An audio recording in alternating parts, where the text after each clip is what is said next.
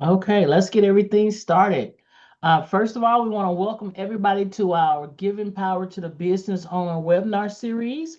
And today we have a special guest that will be coming in to speak with us about money. But let's ask you this as business owners, have you ever felt like your business money and your personal money is actually at tug of war and one is winning and one is losing and you're stuck in the middle? Well, what if I tell you it doesn't have to be that way? Today we have a guest. We have Teddy Nguyen that is coming in as our money coach with the Lion Lamb Money, and we will have him to break it down and show us how we can deal with both of them with less stress. So, if you would, let's welcome Teddy into our show today. Teddy, thank you so much for showing up on this fine Saturday day. We do appreciate having you here. Yeah, I appreciate being here. Thanks for having this dialogue because this is something I'm super passionate about, both business, finance, personal finance, and where the stress like intersects all that stuff. So I'm happy to be here. And great. And the reason we did that is because which you and I have talked about this before. We deal with business owners, but sometimes we get so much in our business that we actually forget that it's a personal side that we still have to pay attention to. And we really kind of run off trying to deal with the problems of the business. And that's why we all kind of voted to have you to come on so you can hit that personal side, but you also know how to work a little bit with the business side. So we want to start with that. If you would start off, let everybody know what you do as a money coach and how you actually got into that. Yeah, so as a money coach, I help young professionals and young business owners get control of their money and particularly through the lens of behavior, psychology, emotions, and things like that. So I started my business about 2.5 years ago, and it kind of birthed from a couple places. So my background is in social work and mental health, addiction recovery, that world. And I just had a passion for that. But I also had this passion for personal finance. Like, I bought my first house. I didn't know anything, like, what the heck even is an escrow account and all this stuff. And it was, yeah, a couple of years ago when I came across this idea of like helping people avoid all the mistakes I did with money, as well as like just unlearning toxic habits and things like that. So, yeah, getting started in business, I had zero business background outside of like one semester of accounting. That was it. Like Right, right, I've never run a business. I was a social worker, just like let me get plugged into the system, climb the ladder, like very W-2 employee mindset. right. And as I kind of just like basically fail forward over and over again, learning business, learning how to like pay, like charge for helping people and all this stuff. Um, Fast forward, here I am now, 2.5 years later, I get to be on shows like this and Mhm. help people with their personal and business finances. Would actually do and we can contribute to that as well, not knowing what to do. And that's why we wanted to have here, because I have heard you speak, I have kind of seen some of your videos, and you just have so much to give just young entrepreneurs. It doesn't not necessarily age, but if you're just young getting started, because you could be 40 Mhm. years old and getting started. You know what I'm saying? So that's help. So if you would, what is one of the money beliefs you had to unlearn when you actually became a business owner? So this was heavily taught to me just in the environment I was growing up that like um, if you make a lot of money, it means you're a bad person. Or like I've if heard you have that. something that's expensive or whatever, where you know the high profit or whatever, it means that you're scamming people. And one of the things about that really like I was conflicted with was like if I'm really in business to help people but I can't make money from it. How, one, how do I live? And two, how does the business live? Right? Because I think Mhm. the misconception with money is that it has some kind of moral value to it, but all it is a tool, right? It's just something we use, kind of like gas in a car. We don't buy a car so that we get gas. Like we use gas to run the car, just like we use money to run the business and Right. run our passion in our lives. And I think framing money as just a tool to use, like any other tool, takes that moral aspect out of it. And where I really learned that like making money it really, I learned that making money always is an exchange of value. So if you're helping someone, then they pay you because you added value to their life, Right. right? And whatever the price of that exchange is dependent on the value that's being added. And so if I could help someone pay off $20,000 in debt, like what is that worth to a person versus if I just help them cut $30 in subscriptions, like, you know, Right, right. different scales of commodities, services, products, whatever industry of business you may be in, you can help people and charge what you're worth at the same time. And it doesn't make you a bad person. So that sounds like, and I know we've talked about this too. It sounds like the money mindset. And I think let me say this part from dealing with as a loan broker, we help business owners, right? But we have so many people come in with that money mindset that's not totally correct in getting money. And that's what I think, you were saying that we have to realize things have to change. So if you would, how does a person know that they even have a money mindset versus just needing more income? How do they know? So something that I find really interesting is that as I work with people on their personal or finances, no matter where they are in the spectrum, if they're making 30 to 50,000 or 300 to $500,000, Mhm. money problems exist and affect people just the same. Like Sure. I've seen plenty of couples who live comfortably off of $50,000 a year, and I see couples who are making 200 and they're in debt, like negative self Right. net worth and like paycheck to paycheck cycle. And the thing is that more money doesn't mean your problems will go away. Really, it's just an amplifier for whatever you have there. So if you're overspending on 100K, you're going to overspend on 500K. If you're Exactly. really conservative on 100K, you're just going to be really conservative on 500K. Right. And so, um, the thing about having a money mindset issue is like it's really hard to just like sit, reflect, and like discover, just like pull it Hmm. out of air that there's some kind of mindset issue. And I actually had people in my life essentially call me out on it. So when I started with the business, I was like helping people, whatever, but I wasn't making any money and I was like undercharging and things like that. And I'm just like, I keep doing this thing and it's not bringing in any income. I have to help like 50 people a week to Wow. even live off this stuff. Right.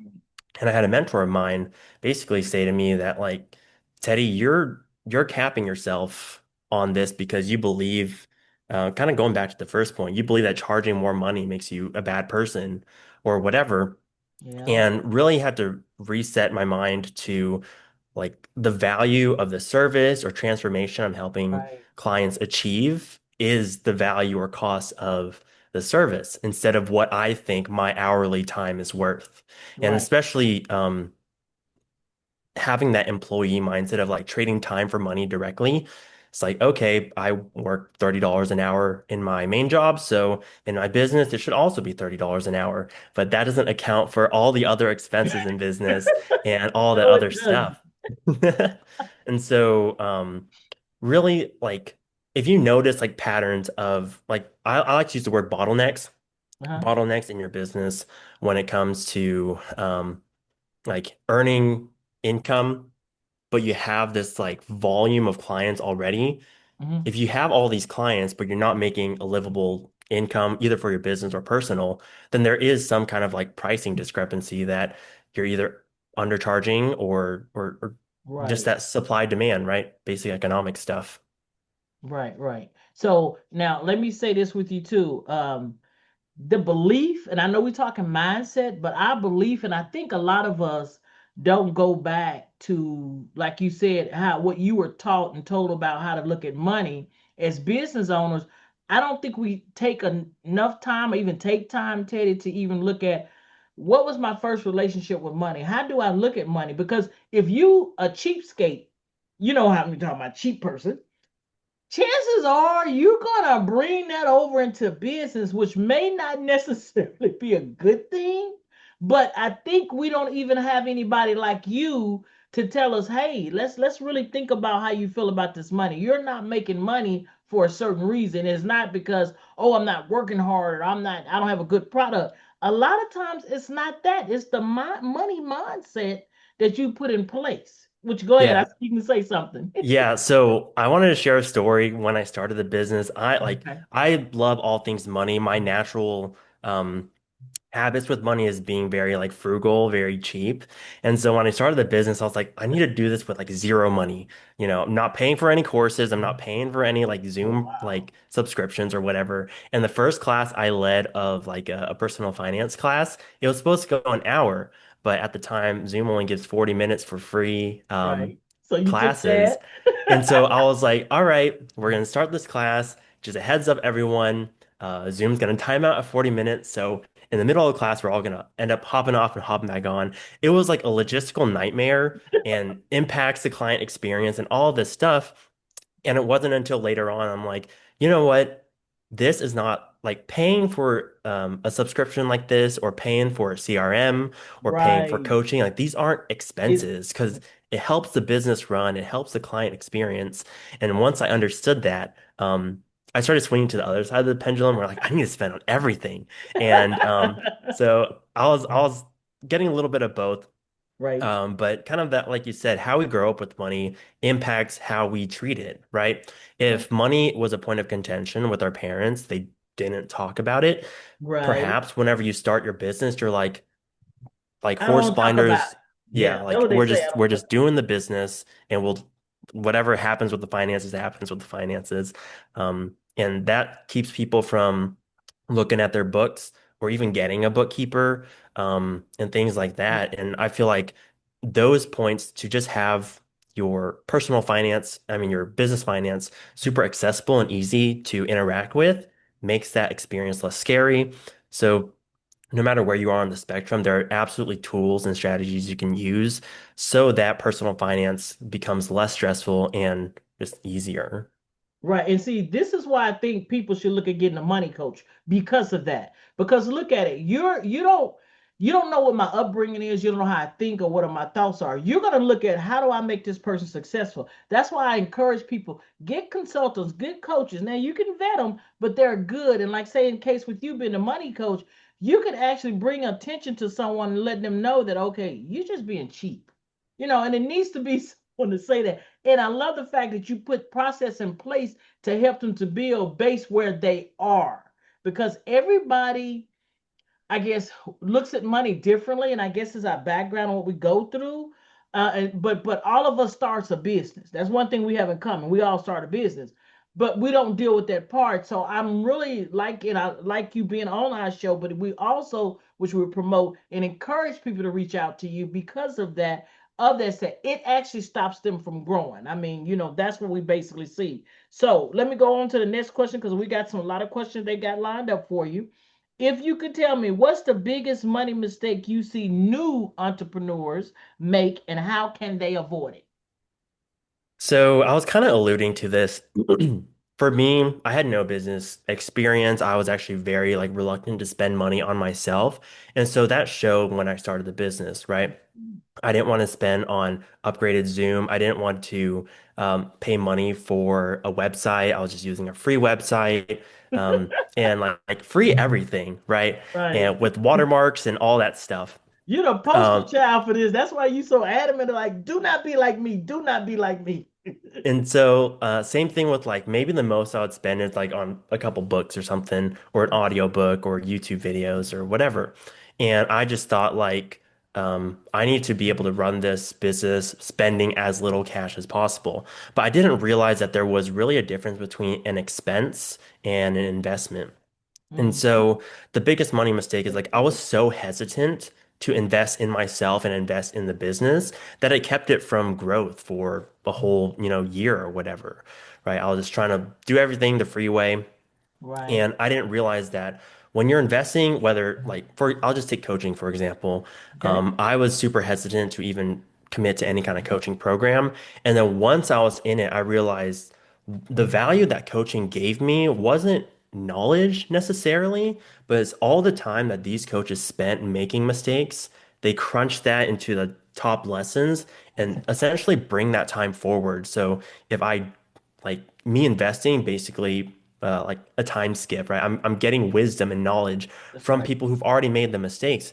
And that's what I do with money, right? Like I made a heck ton of money mistakes when I bought a house, when I've invested in things, or when I've got debt on like depreciating assets and things like that. And I'm like, Mhm. hey, here are all the barriers you're probably facing or about to face. Let's avoid that so you don't waste 2, 10, 15 years of your life.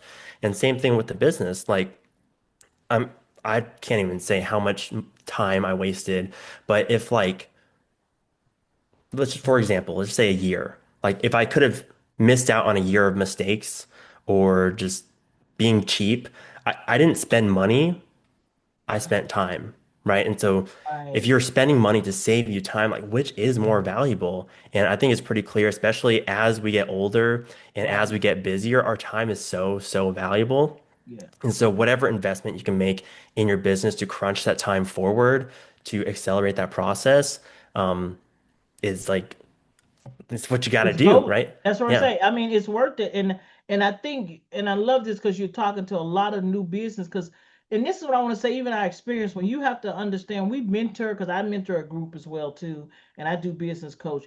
You're right. That part you're saying a lot of beginning people have those issues and they don't even know how to deal with it. So I think that's really great. And what you're saying is that you're paying for 26 years of experience in a week course or a 2 day course. That's and it's worth it. And you're right for all the mistakes and stuff that you make. That's something a lot of, including you, consultants do. We show you if we have a proven record of actually being in business so many years, it is so much stuff we can save you that you don't even have to begin to hit if you know about it. So I hadn't thought about how cheap we may be starting out that we may not think to get that, but you brought a good point, and I think we all need to pay attention to that and kind of do a check with ourselves and see where we at. Let's go with our next question.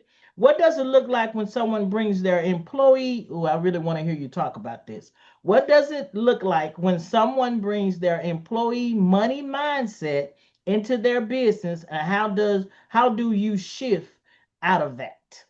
Yeah, I love this question because this was me, right? Like I grew up like in a typical Asian American household. You just you go to school to get a degree, to get a really good job, 9 to 5, whatever, right? Right? And get you a stable income so you can take care of your life. And so this employee mindset is so based on security and like um, consistency, which is not a bad thing. But the thing with owning a business and being an entrepreneur, you realize like there is so much risk that you have to take. Like you're trying new things, you're testing products, you're testing pricing um, and all these things. And like part of being a business owner and where you can get that outsized return is the risk you take. And with that, like ha from a business owner perspective, we really have to weigh like which risks are worth taking, right? Right. Which Right. opportunities should we pursue? Which streams of income would really make sense for our business? And so we have to do this ongoing prioritization of like where should our money go? Because our money can go to 10 different areas. Like for my money coaching business, I could have like launched a course and went all in on that, or Mhm. a YouTube channel and do sponsorships instead, or workshops, or all these like 10 different things I could have done. Right. But the real value that the real opportunity we have as business owners is weighing all those options and taking the risk. And that's where you can get a lot of growth that you wouldn't otherwise get in an employee mindset, where it's just like, I'm trading my time for money. That's all it is. But as business owners, we're planting seeds in different areas, and we don't know if those seeds will sprout for sure. And so finding whatever best seed, best soil, and optimizing those opportunities so that hopefully that tree or that vine will like give all the fruit. Um, that's where we can experience the Right. positive side of that. Okay. And I think you're right on that. So it's just again, like you're saying, we have to realize business and personal is different, even though we have to take the time to find that out. So next question I have would be, how can a business owner balance reinvesting in the business, but then at the same time still paying themselves? How will we do that? So I guess it depends on the situation, right? We have some business owners that are full in on the business, it's their main thing. And we also have are like side hustle, like entrepreneurs where we got our main jobs and we're building the business on the side. And now, in order to even know how much to pay yourself from the business, you got to know what you're spending each month, right? Right. If I've seen people who are paying themselves $5,000 a month for personal finance stuff, and they live in like way excess of that. And it's like, well, your personal finances are taking a hit, even though your business finances aren't. And then vice versa um, where like you're overpaying yourself from the business, but then there's nothing left in the business. And so the delicate balance is like once you know your expenses, then getting the income from your business to your personal finance stuff will be a lot clearer. So if you're earning 15K in your business after taxes or whatever, and you can live off of $3,000 a month, cool. I mean, I'm a huge advocate for early business owners.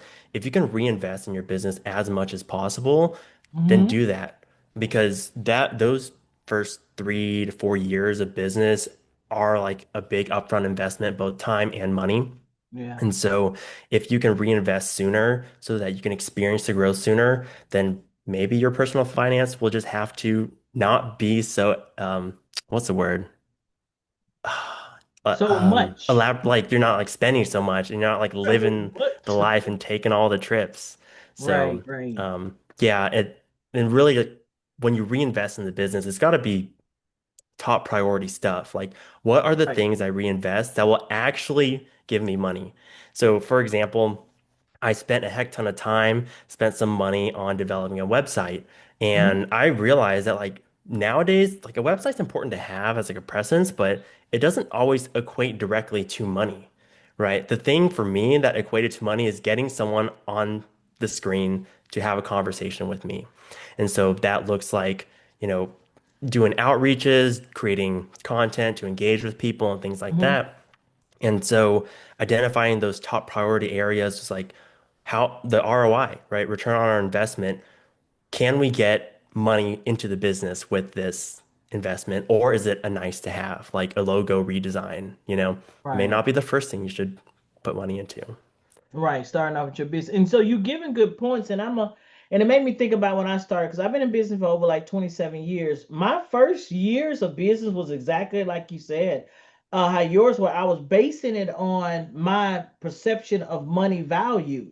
And I also ran into the problem where I was having a business. I wasn't working anywhere else at the point because the business kind of took off, but then it's paying myself. And then I didn't know how to be consistent in paying myself. That's why I think it's really important to have a money coach like you. I don't know if they were back then or not. They probably were, but I think the fact that you're here, that, and I know I recommend to some of my clients, I've already recommended you to them. They've reached out to you, that you're gonna help them with the mindset of where we supposed to be with money. Because all we have, Teddy, as business owners, is what we've heard from somebody else, honestly.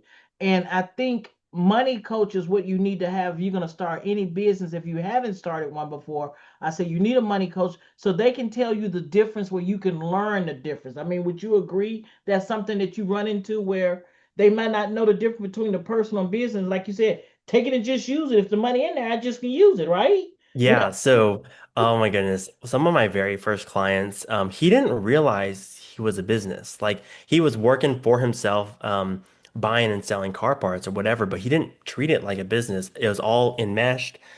Personal finances coming out of the same account as business finances, Oh, wow. no bookkeeping, not paying taxes.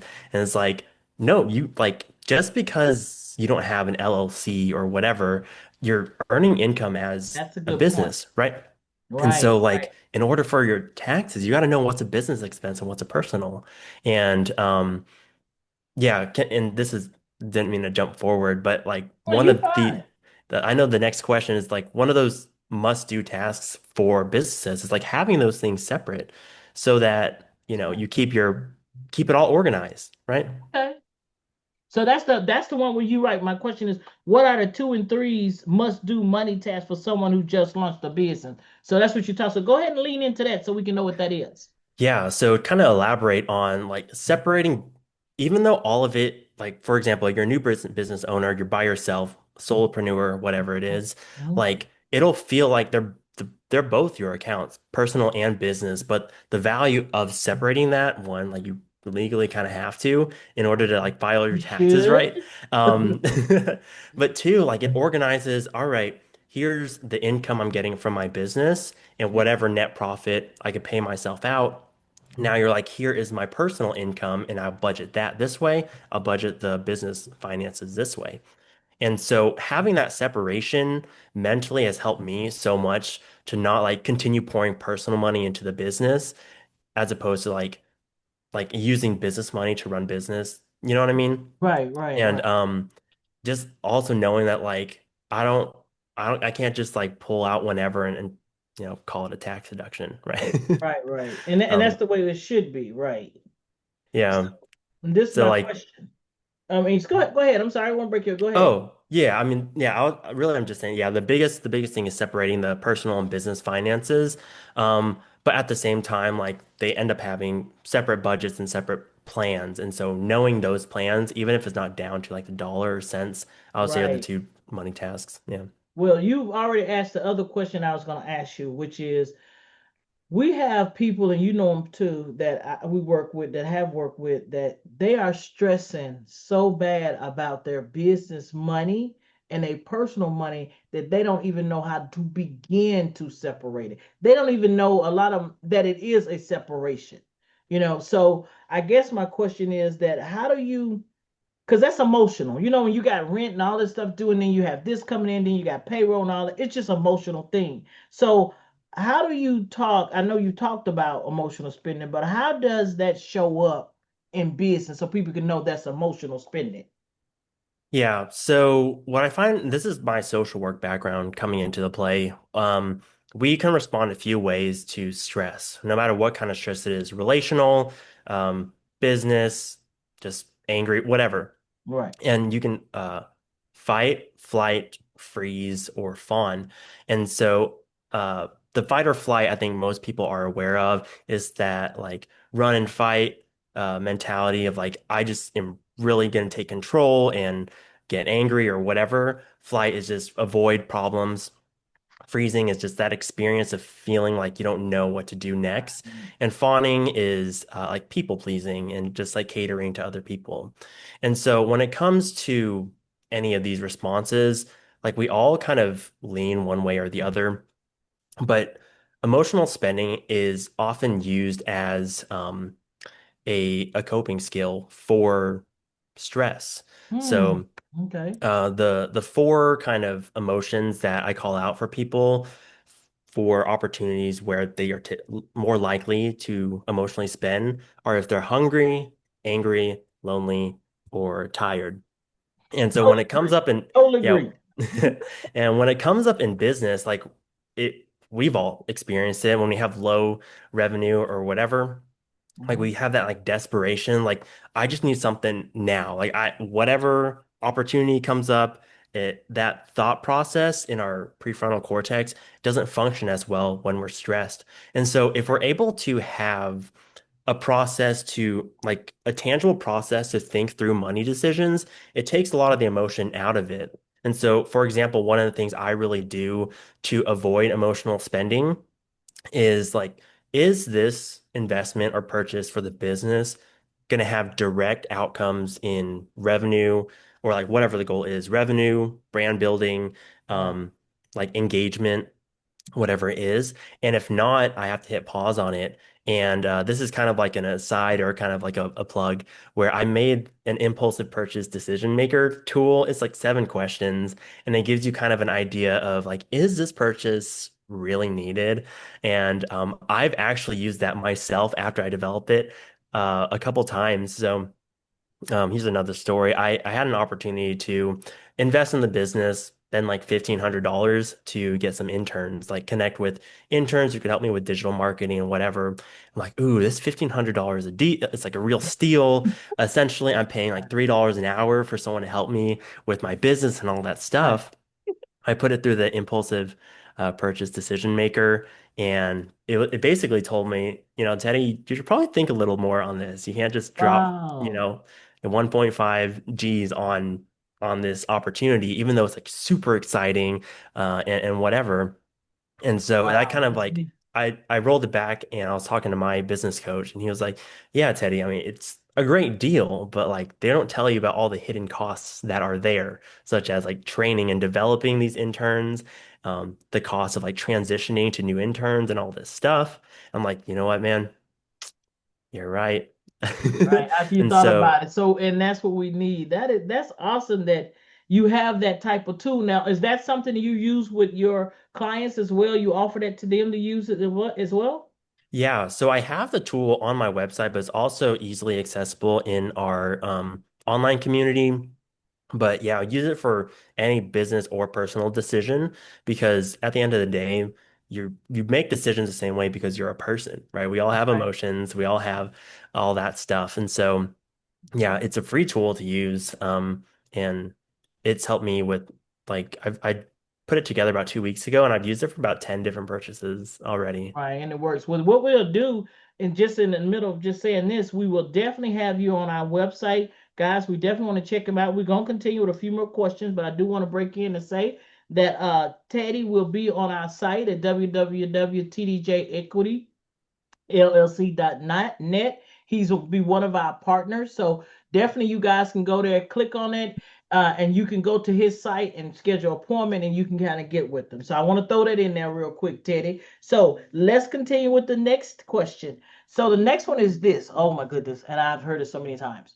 When someone says, I'm not good with money, or in business, I don't want to know my numbers, I don't know numbers, what do you wish they knew instead?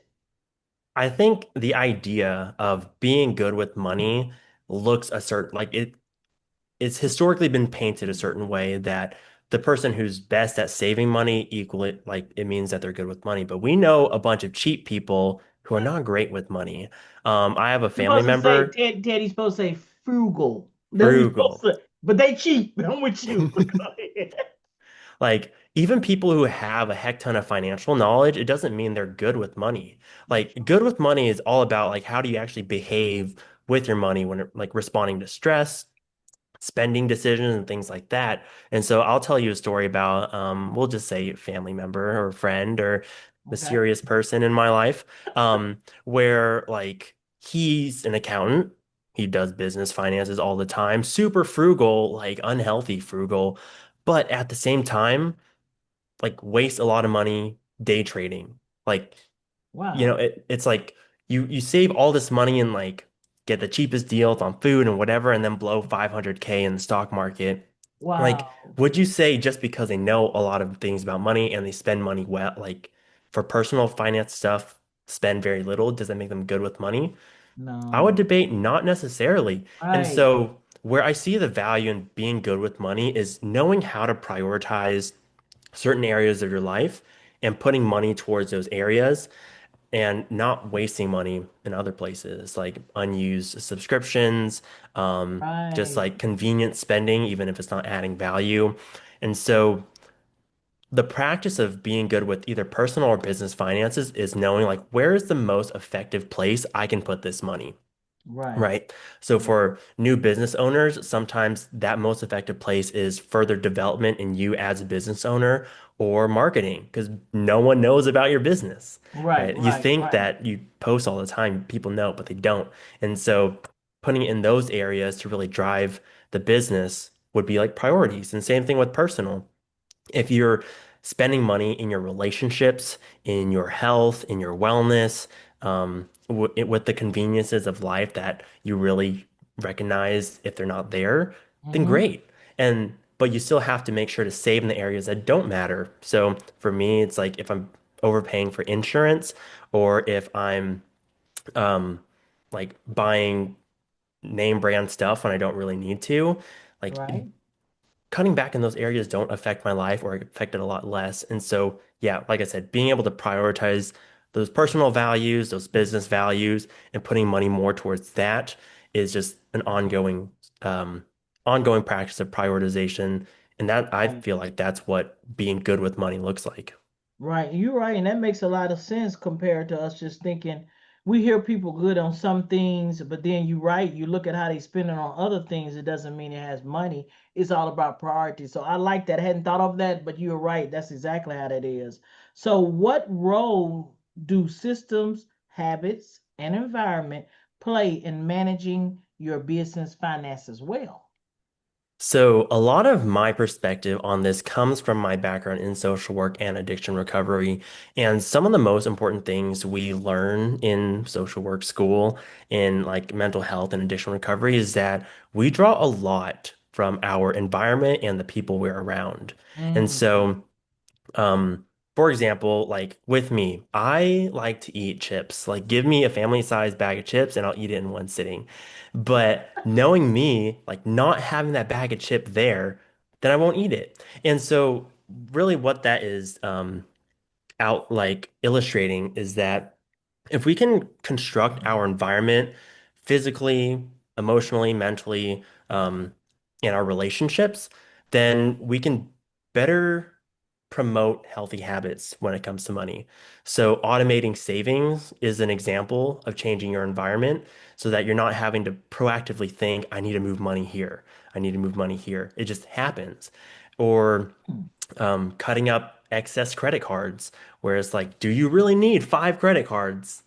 Maybe not. Maybe you can do right, just one business, one personal, or really simplifying that lifestyle so that right. you could put more mental bandwidth towards other things. And so there there's a lot of ways we can reconstruct our environment, our system and habits, but kind of the key takeaway for me is simplicity yields so much if you just like focus that in your systems and all that stuff. So like that minimalism type aspect to things. Right. And so, but you can come in and help a business owners, even somebody personally, because I think we talked about it. If you need help personally, you can help them with that, but you can also help a business owner kind of get the money coach for us, getting everything laid out where they will simplify. Because we don't simplify anything. And that's the problem. So I think that needs, but that's where you can come in and help with that as well if they book time with you, right?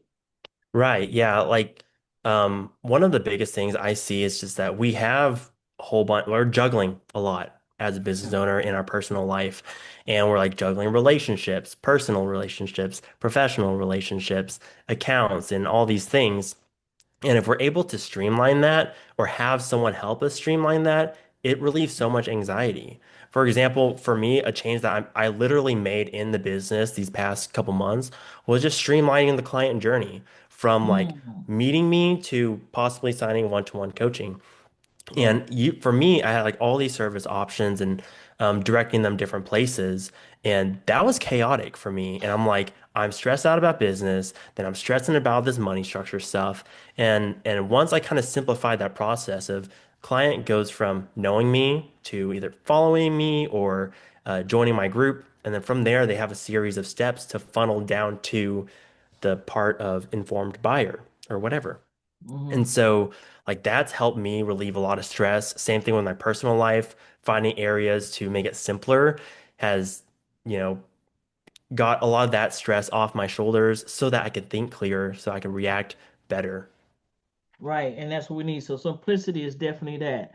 So let's look at this. And my last little question, even though we're gonna keep talking, but my last question is, what's one small action someone could take today to feel more in control of their money as a business owner? So, I would say the small action that we really need to consider is setting the goal, like 3 to 6 month goal, so that we know what opportunities to say yes to and what opportunities to say no to. And the reason why I say that is because kind of like I was saying before, we can go down 10 different paths with our business. And it's easy to say yes to all of them. And then before we know it, we're spread thin on both our time and our money. Right. But if we have a goal, like for me, for example, is to grow this online community, I know that all the other opportunities that don't grow that online community are not the best use of my money. And same thing with the personal finance. If my goal is to pay off debt, then let me focus all the things to pay off debt, where like sell things I'm not using, side income goes straight to the debt instead of being like, let me do 5% towards this debt, 5% towards my kids' savings, 2% Right. here, and then like scattershot it. And it's like, then we don't feel any progress and we just feel like all this is for nothing. Right. But one of the psychology tricks or psychology frameworks that I really focus on are positive feedback loops. And so as we're experiencing wins and experiencing progress, then we'll want to keep doing it, right? So those small actions towards those one or two goals Mhm. will really help reinforce like, oh, this is working. I actually can do this. And a parallel that I draw all the time is with the weight loss world. So most people, if they can at least see that they lose the weight in the first like week or 2 weeks, lose 5 pounds, Mhm. even if it's just water, like just seeing that progress motivates them. And it's this Right. positive feedback loop of I can do this, I can do this. And so, yeah, having the right direction, taking strategic small steps in that direction to see the progress is what builds a snowball for financial success. Financial stuff. Okay, well that sounds pretty good. So, with all your before we get out of here, with everything you kind of dealt with, and dealing with the business owners now, you gave us like some small, some actions that they can take. But what would you like to give me a couple of things you would like business owners to know when it comes to actually seeking money coaching, getting one, and why? It really depends on the aspect of money coaching that they're looking for. So, for example, there are plenty of people who have great businesses. Financially, they're great, but their home finances are a wreck, whether it's because of spousal problems, divorce, or whatever. I think knowing, kind of having an idea of like picking that problem that you're trying to fix is really important to know, like which money coach to even reach out to. For That's a example, on the business side, I had someone reach out to me and really they didn't need a money coach. They needed an attorney, like a tax attorney or an accountant or, someone else. right, And really like, I think the value we also have as money coaches, we're kind of like a broker of services or like a referral network. It's like, oh, mhm, you don't actually need me. You need this other person. You need a right. bookkeeper. You need a daily money manager. And so, I think a first start, just having a conversation with someone to know that next step, if you don't already know it, I think that's where money Now let me ask you coaching, this, not to break you off. So you yeah. can you help us with the next step? Like if we call you to kind of work with us and you see it going somewhere else, can you refer us out? You know, if you see that something can go out. Yeah, so typically I have my own network of Okay, people good. that I trust. So financial advisors, accountants, and things like that, where I'm like, hey, I'm not the Good. best fit for you. I know some, like, here's someone I actually trust with like my either personal stuff or other clients have got good results from them. And then we kind of just make that transition so that the experience for the client is pretty smooth. But if it does come to something like for me, for example, I do a lot of money mindset and spending behavior Right. stuff. And it's like, hey, we're making great money. We have no idea where it's going. That's my expertise. Right. Uh, and then I also have like some other money coaches who really specialize in student loans or who specialize in money and marriage or retirement. And so, um, yeah, I think a good money coach will know when to say no and when to say yes. Because when I first started, I was like, let me just help everyone. Let me help everyone from the We 18-year all. old graduating high school to the 75-year-old living on Social You're gonna do it Security. all. And so, yeah, a money coach isn't the right, like a specific money coach isn't the right fit for every person, but just having an honest conversation to know, like, all right, what do these coaches help with? What do I need help with? Is that aligned? Great. If it's not, then hopefully get you connected with someone who's a better fit. Right there to do it. Okay, well, that is so great. Well, first of all, I want to definitely thank you for coming out. You did so well, and thank you for the information. So we love having you here. Is there anything you want to say to the audience of the last before we end the show for today? Well, I just appreciate this time. I know I was rambling in some parts You because did I good. myself am like, you know, getting all this stuff too. Like we're all growing in our business, no matter what stage we're in. And Right. so I think that's also hopefully a reassuring thing that no matter if you're 1 year in or 5 years in, it's okay to keep adjusting and keep learning and keep adapting. Really, my key takeaway with this that I hope the listener or the viewer, if you're watching on YouTube, gets is that you're building a business not to make money. You're building your dream with it. Like what's Right. the thing after the money that you're really working towards? Is it truly a passion with the business, or is it freedom from a 9 to 5 cycle? Whatever it is, and just don't lose sight of that and just look at numbers, right? Like for me with this business, I would do this if I didn't get paid for it. I love doing collaborations like I know this. you I love love that. helping people with personal finances. And like this is the thing that I want to keep focusing on. Obviously, I need money to run this thing. And so that's what it's for. So just stay focused to your values, your priorities, and be strategic with what you say yes to, but even more so important, what to say no to get that life that you're really after. All right, all right. Well said, Mr. Teddy. Thank you, thank you, thank you so much for being here. And I would like to thank you all for joining us as well. Like this and other ones that we do at Giving Power to the Business Owner, it will be on our TDJ Equity Funding Insiders channel, and we invite you all to go. Please like, share, comment, and let us know what you really think about this type of show. But until next time, we will see you the next time. Y'all have a good day and a great, great evening, rest of the week. Thank you. Bye bye.